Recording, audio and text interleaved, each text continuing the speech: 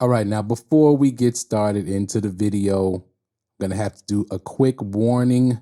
Now, this is not going to be a pro Drake video by any stretch of the imagination. However, I am going to be properly assessing this record at the time that it dropped in parts of this video. So with that being said, you already know if you watch this channel, when you see this sign, I'm just letting people know that there may be things that trigger them during this video. So if you see the trigger warning, okay, and you are a Drake hater, you can't stand Drake. I listen, I completely understand. As a Kendrick fan, I completely understand. If you do not want to hear anything even slightly positive about Drake, look for this symbol in the video. Okay, I'm gonna put it up right before I'm gonna say something positive about Drake. If I'm gonna say something positive about Drake, this will come up so you know to either mute it or forward past the video or click off. Hit the like button first. Hit the like button right now, as a matter of fact, before you click off, because I'm going to be reviewing push-ups. And really the only reason I'm doing this is because this is a lead up to the anniversary of Euphoria and the anniversary of May 3rd, when everybody was dropping their records May 3rd and May 4th. And of course, my Euphoria Lyrics Explained, the original was taken down. Tailor Made Freestyle also was taken down, so I'm going to redo those videos as well. This is a lead up to that. So without further ado, let's get into it. Push-Ups by Drake. It was all good just a year ago. Let's get into it.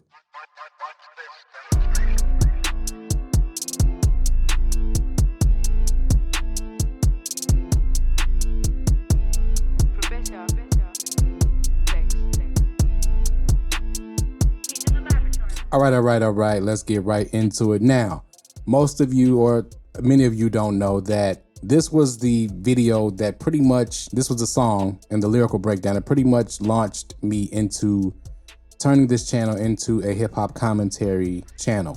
This was a beat channel where I would drop beats probably 2-3 times a month on this channel just to see what they would do on YouTube. Wasn't really invested into it much at all. But when I saw the reaction to push-ups, especially on Twitter, and people trying to decipher the lyrics and things like that, I was disappointed as a hip hop fan in how people were not catching a lot of the things that Drake was doing in the record, and they were kind of not really ready for this battle to happen as I assessed it to me with my hip hop ear. So I decided to take a chance and do a lyrical breakdown of the record the day after it dropped, I believe on April 14th.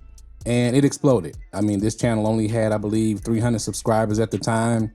As you can see on the screen, the video did 100,000 views in 3 days and got me 1.1 thousand subscribers and monetized the channel. So when OVHO Nation tries to say that I am a Drake hater, I cannot be a Drake hater because I believe I have a little bit of a part in popularizing this record and this song, as well as the others, but especially this one. Now, I went back and listened to my breakdown of this, and I really did like this record at the time. I did, and I still kind of do.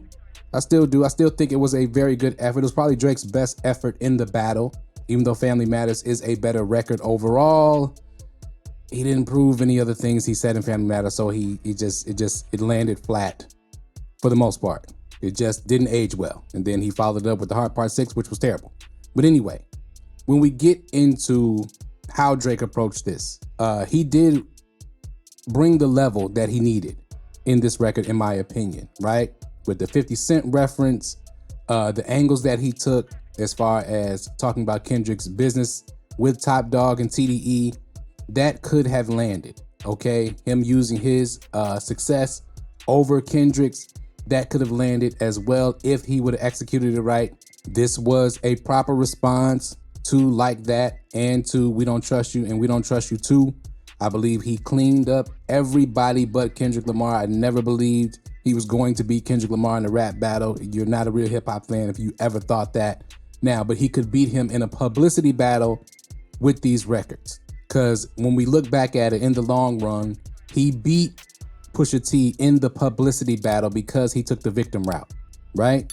And if he did not mention I'll be with somebody guards like Whitney, if he did not do that, if he would have left that line out, Kendrick would not have been able to release Meet the Grams and take it to where he took it to and it land the way it did. We don't get Not Like Us landing the way it did if Drake did not mention Whitney.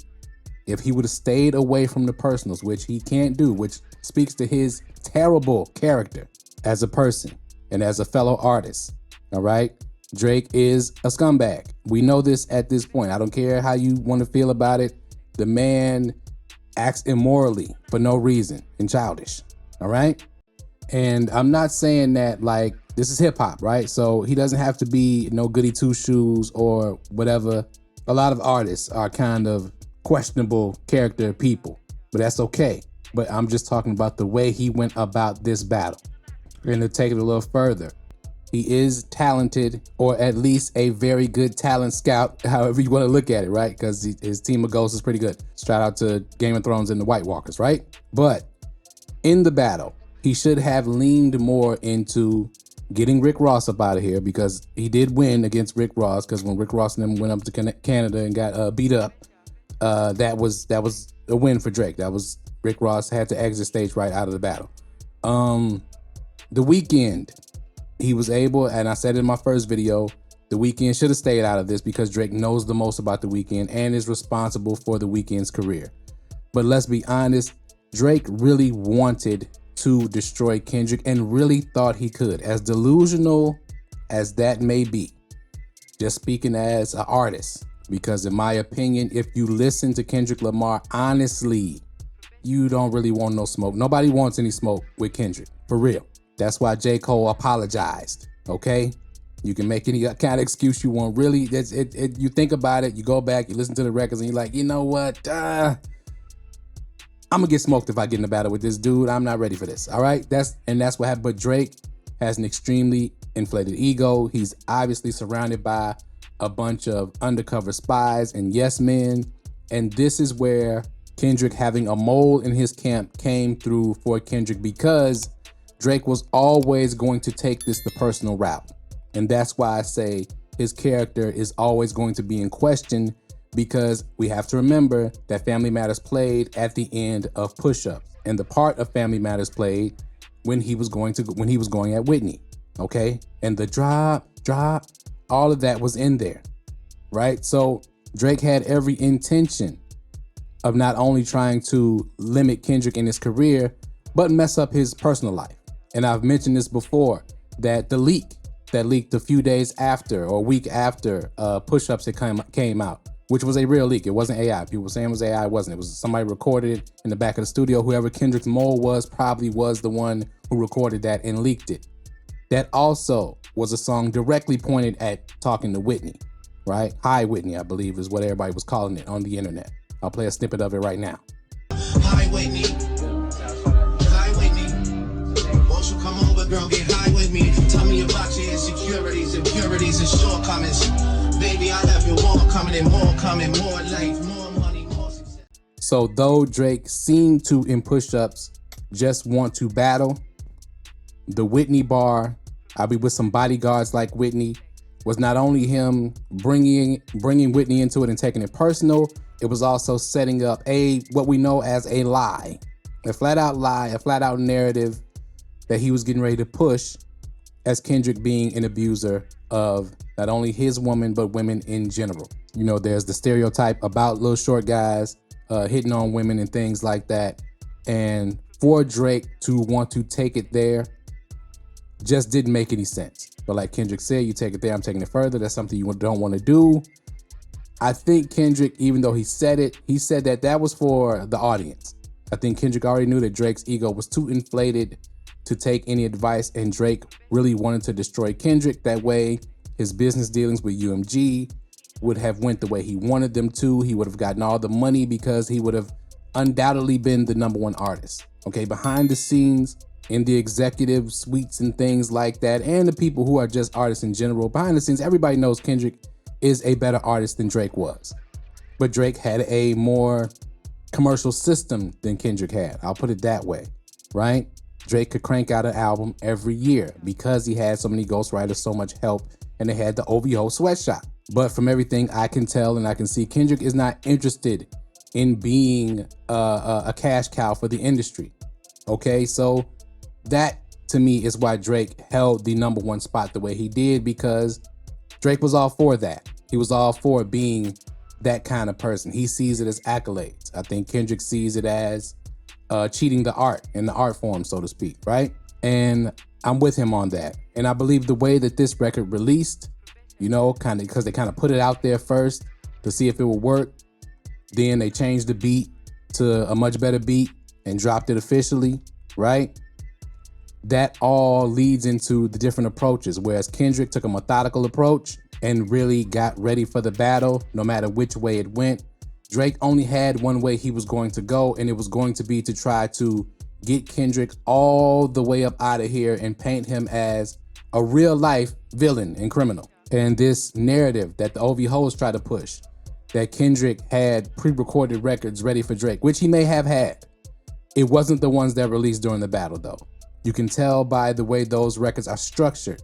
Kendrick was responding to this. He's still responding to this, okay? SZA got you wiped down.